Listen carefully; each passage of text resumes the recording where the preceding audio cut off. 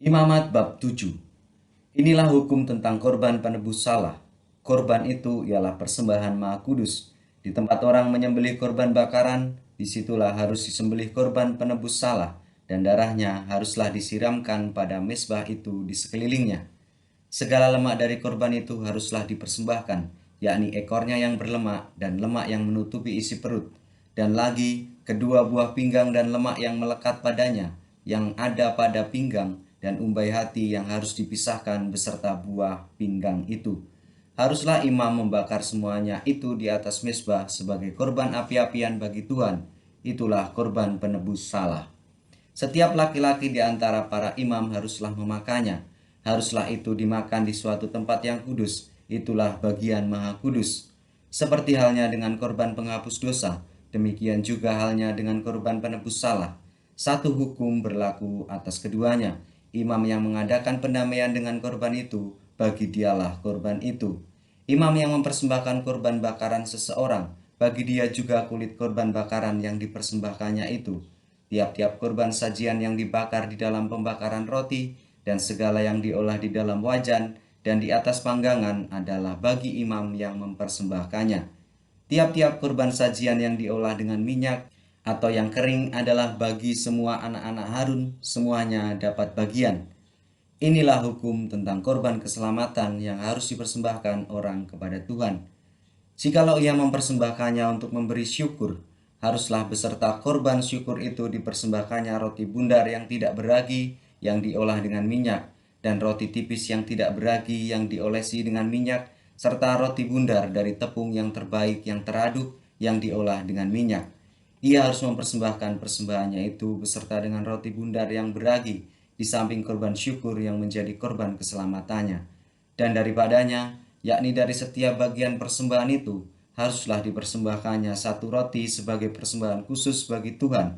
Persembahan itu adalah bagian imam yang menyiramkan darah korban keselamatan, dan daging korban syukur yang menjadi korban keselamatan itu haruslah dimakan pada hari dipersembahkannya itu.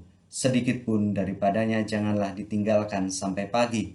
Jikalau korban sembelian yang dipersembahkan itu merupakan korban nazar atau korban sukarela, haruslah itu dimakan pada hari mempersembahkannya, dan yang selebihnya boleh juga dimakan pada keesokan harinya. Tetapi apa yang masih tinggal dari daging korban sembelian itu sampai hari yang ketiga haruslah dibakar habis dengan api. Karena jikalau pada hari yang ketiga masih dimakan dari daging korban keselamatan itu, maka Tuhan tidak berkenan akan orang yang mempersembahkannya, dan korban itu dianggap batal baginya, bahkan menjadi sesuatu yang jijik, dan orang yang memakannya harus menanggung kesalahannya sendiri. Bila daging itu kena pada sesuatu yang najis, janganlah dimakan, tetapi haruslah dibakar habis dengan api. Tiap-tiap orang yang tahir boleh memakan dari daging korban itu, tetapi seseorang yang memakan daging dari korban keselamatan yang untuk Tuhan, sedang ia dalam keadaan najis, haruslah nyawa orang itu dilenyapkan dari antara bangsanya. Dan apabila seseorang kena pada sesuatu yang najis, yakni kepada kenajisan berasal dari manusia dan kepada hewan yang najis, atau kepada setiap binatang yang merayap yang najis, lalu memakan daripada daging korban keselamatan yang untuk Tuhan, maka haruslah nyawa orang itu dilenyapkan dari antara bangsanya. Tuhan berfirman kepada Musa, "Katakanlah kepada orang Israel, segala lemak dari lembu, domba, ataupun kambing janganlah kamu makan. Lemak bangkai atau lemak binatang yang mati diterkam boleh dipergunakan untuk segala keperluan, tetapi jangan sekali-kali kamu memakannya, karena setiap orang yang memakan lemak dari hewan yang dipergunakan untuk mempersembahkan korban api-apian bagi Tuhan, nyawa orang yang memakan itu haruslah dilenyapkan dari antara bangsanya. Demikian juga janganlah kamu memakan darah apapun di segala tempat kediamanmu, baik darah burung-burung ataupun darah hewan. Setiap orang yang memakan darah apapun, nyawa orang itu haruslah dilenyapkan dari antara bangsanya."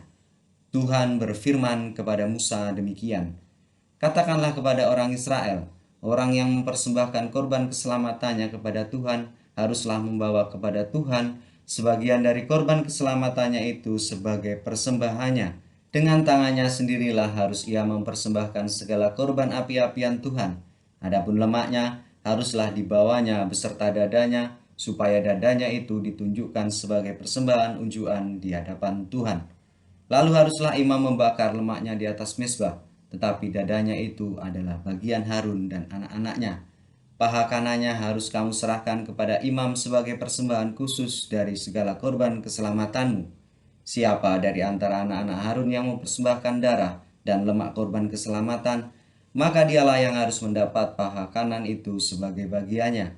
Karena dada persembahan unjukan dan paha persembahan khusus telah kuambil dari orang Israel dari segala korban keselamatan mereka, dan telah kuberikan kepada Imam Harun dan kepada anak-anaknya, itulah suatu ketetapan yang berlaku bagi orang Israel untuk selamanya. Itulah bagian Harun dan bagian anak-anaknya dari segala korban api-apian Tuhan pada hari mereka itu disuruh datang untuk memegang jabatan imam bagi Tuhan. Itulah yang harus diserahkan menurut perintah Tuhan dari pihak Israel kepada mereka pada hari mereka itu diurapinya. Itulah suatu ketetapan untuk selamanya bagi mereka turun-temurun. Itulah hukum tentang korban bakaran, korban sajian, korban penghapus dosa, korban penebus salah, persembahan pentabisan, dan korban keselamatan yang diperintahkan Tuhan kepada Musa di atas gunung Sinai pada hari Tuhan memerintahkan kepada orang Israel mempersembahkan persembahan mereka kepada Tuhan di padang gurun Sinai.